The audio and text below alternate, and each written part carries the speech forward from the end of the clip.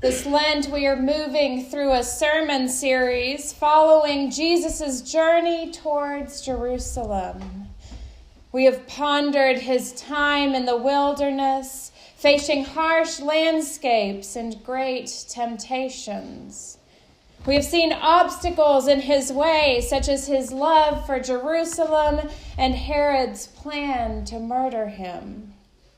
Today, we will consider a parable found in the Gospel of Luke, the parable of the fig tree, and the symbolism found within it. Our text for today has two very distinct parts, two passages that initially don't seem to fit together quite right. We read in the first 5 verses about a group of people who are concerned about some current events, and in the second 4 verses, Jesus tells a story about a plant. An initial look at these verses might cause us to wonder why Jesus responded in a way that doesn't seem to make sense. We might wonder if these verses are really supposed to be read as one story. But they complement each other, providing comfort and thought-provoking analogies. The passage begins with Jesus among a group of people discussing some tragic events. They convey news of the slaughtering of people in an act of political violence. There has also been a tragic disaster, the collapse of a tower, killing 18 people. These acts are awful, and the people want to understand why they occurred. They are asking that question, why? Have you ever wondered that? Have you ever prayed that single word prayer asking God why something happened? Why did this natural disaster occur and hurt my community? Why did I get that diagnosis? Why? In antiquity, the common understanding was that people experienced hardships due to their sins. When people did something wrong, they were punished for it, or their parents committed a transgression which the next generation was paying for. We see this theology in the book of Job, as Job's friends keep asking him what he did to cause the great sorrow and loss that he was experiencing. They kept asking him what he had done wrong. I think many of us read Job and wonder about that theology. We wonder how Job's friends could be so cruel and unsympathetic. Now we know that God doesn't punish us when we make bad decisions, yet that theology is still prevalent in our society today. I read a book last year by Kate Bowler, a professor at Duke Divinity School. In 2015, at the age of 35, she was diagnosed with stage 4 colon cancer. At the time, she had a young child, and she was told that she only had about 2 years to live. The book is entitled, "Everything Happens for a Reason and Other Lies I've Loved." It's a fantastic exploration of her attempts to understand her diagnosis, along with the helpful and unhelpful comments that she receives from people. As a scholar, she has extensively studied the prosperity gospel, the churches who ascribe to a theology where those who are good receive health, wealth, and happiness. And her book interweaves what she has learned in these studies, along with her own interactions with people. And as the title suggests, after her diagnosis, many people tried to bring her comfort with this idea that everything happens for a reason. We want to believe this statement. It provides a nice, easy explanation when things happen in our world that we can't explain. But it's not how God works. God doesn't bless those who are good and punish those who sin. Sometimes bad things just happen. Earthquakes happen because of the shifting of plates under the earth. Hurricanes happen when warm ocean water coincides with specific atmospheric conditions. These disasters and other tragedies are not God's punishment. They happen for natural reasons. And it's how we react to them that makes a difference.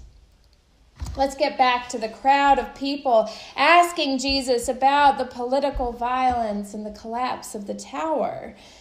They understandably want to know why these things are occurring. They assume that those killed are worse sinners.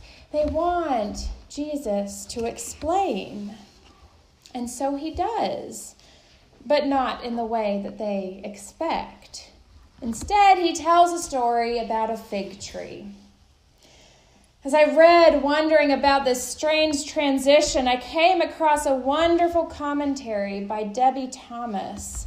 She writes that Jesus' response begs the people to ask a better question. The question that they are asking is not a helpful one. It holds those who are suffering apart. It blames the victims.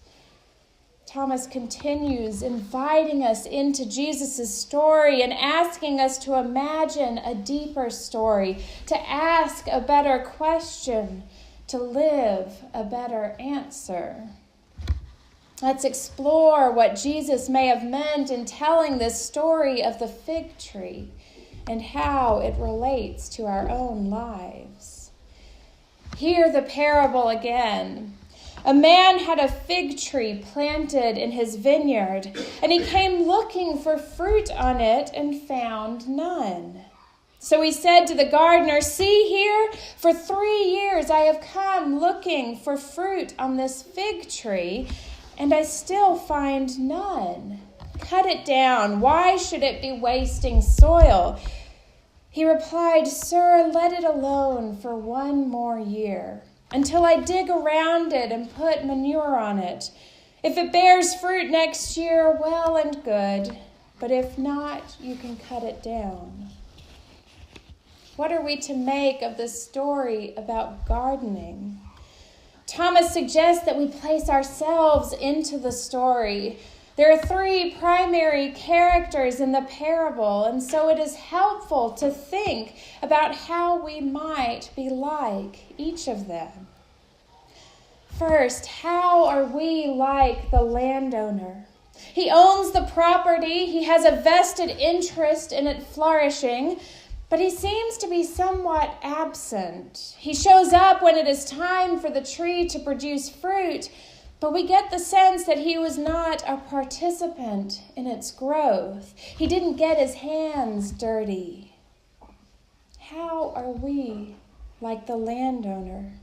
In situations that we encounter, are we willing to get our hands dirty and help to bring about growth? Or do we pronounce judgments, ready to cut down and destroy that which is taking longer than we hoped or is not as strong as we anticipated? Second, how are we like the fig tree? Yes, Thomas points out that we can be like the tree that is still waiting to flourish. She wonders if perhaps the fig tree is feeling unnourished or ignored. Are we willing to be changed? Are we willing to open ourselves to growth, to reveal what we need to strengthen ourselves and our faith? What do we need to be nourished so that we can flourish? And are we willing to accept help from the gardener? Third, how are we like the gardener? Are we willing to see the possibility and the life? The gardener still sees the potential in this fig tree. I love how Thomas frames this next question as she wonders, where in my life am I willing to accept Jesus' invitation to go elbow deep into the muck and manure? Jesus doesn't always invite us into situations that are pristine and positive. He explicitly states here that the gardener wanted to dig around the fig tree and place manure on it to give it another chance for growth. The gardener had no guarantee that his work would produce fruit on the fig tree. There was the possibility that the tree was simply unable to produce fruit. But he had hope and was willing to continue working for that possibility. As I pondered the fig tree, I wondered about the growth process of fig trees. On one gardening website, Heather Rhodes wrote that the most common reason for a fig tree not producing fruit is simply its age. Trees, like animals, need to reach a certain maturity before they can produce offspring, and fruit is how a fig tree creates seeds. So if the fig tree is not old enough to produce seeds, it will also not produce fruit. She continues, typically a fig tree will not fruit until it reaches 2 years old, but it can take some trees as long as 6 years to reach the right maturity. I love how she frames this next thought. She says, there is nothing you can do to speed up the rate at which a tree matures. Time and patience are the only fixes for this. We can't change the rate at which people mature or when disasters may occur, but we can allow for time and have patience. We can invest in situations and people helping them with their growth process, and we do so not knowing what difference we might make. But like the gardener, we can have hope as we work to make a difference. What does all this have to do with Jesus' journey towards Jerusalem? Well, not only did he tell this parable as he was headed that way, but it says something about who Jesus was throughout his life. I'm sure most, if not all of you, have heard the phrase, the grass is always greener on the other side of the fence. That is, we have a tendency to look at other people and compare our lives with theirs.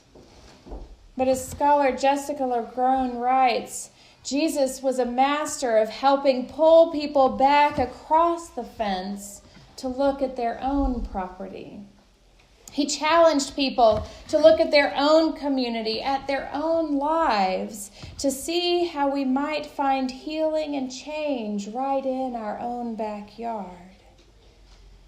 Jesus wanted the landowner to see possibility and to be willing to get his hands dirty to make a difference. Let us learn from the landowner, distancing ourselves from judgments and instead looking for potential. Jesus wanted the fig tree to receive care and to be willing to be changed.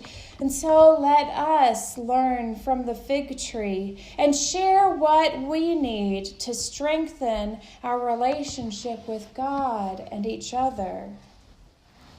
Jesus wanted the gardener to continue to see life and to invest in something without the guarantee of success. And so let us learn from the gardener, willing to get our hands dirty, showing love, and looking for life, even in the midst of tragedy. How are you seeing the possibilities in the events of your life? Sometimes things happen for no greater reason than the forces of nature, but how we react to these events matters. This week, let us learn from the landowner, the fig tree, and the gardener. Let us work together to create change. Let us back away from asking why and instead ask what we can do to make a difference. In the name of the Father, Son, and Holy Spirit, amen.